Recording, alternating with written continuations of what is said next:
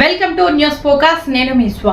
నిజాయితీగా విధులు నిర్వహించే అధికారులను ఉంచరా? నిజాయితీ కలిగిన అధికారులకు బదిలీయే బహుమానమా?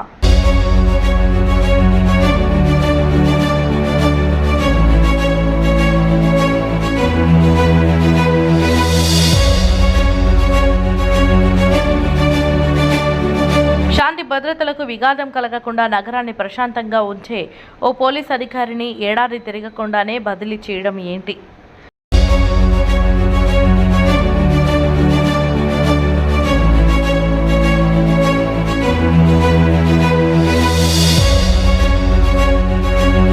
శ్రీకాకుళం జిల్లా కాశీబుగ్గ సబ్ డివిజనల్ పోలీస్ ఆఫీసర్గా వి వెంకటప్పారావు విధుల్లో చేరి కనీసం 10 నెలలు కూడా పూర్తి కాకుండానే బదిలీ చేయడంపై పట్టణంలోని పలువురు మేధావులు విద్యావంతులు ఆశ్చర్యానికి గురవుతున్నారు.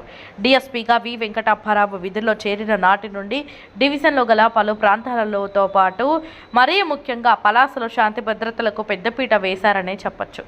గతంలో నిత్యం అల్లర్లతో గొడవలతోనూ ఉండే పలాస వెంకటప్పారావు వచ్చాక ఈ ప్రాంతం ప్రశాంతంగా ఉందని పలువురు చెబుతున్నారు. నిత్యం గంజాయి రవాణా చేస్తున్న వారిపై ప్రత్యేక దృష్టి సారిస్తూ తనదైన శైలితో స్మగ్లర్లపై ఉక్కుపాదం మోపి స్మగ్లర్ల ఆట కట్టిస్తున్నారు. అంతేకాదు క్రైమ్ రేటును తగ్గించడంలో ఆయనే దిట్ట. రాజకీయ ఘర్షణలను సద్దుమణిగించడంలో కానీ ఆకతాయిల ఆట కట్టించడంలో కానీ మంచి చాతుర్యం కలిగిన అధికారి.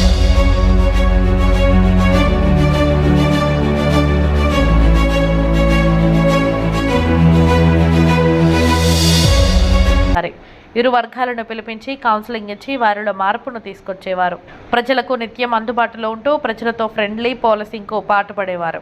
అందరి మన్ననలు పొందుతూ అజాత శత్రువుగా పేరు సంపాదించుకున్న డీఎస్పీ వి వెంకటప్పారావు బదిలీని నిలిపివేయాలని ఆయనే కాశీబుగ్గ డీఎస్పీగా బాధ్యతలు చేపట్టే విధంగా మంత్రి కింజారపు అచ్చెన్నాయుడు, కేంద్ర మంత్రి రామ్మోహన్ నాయుడుతో పాటు పలాస ఎమ్మెల్యే గౌతు శిరీష తక్షణమే చర్యలు తీసుకోవాలని మేధావులు కోరుతున్నారు.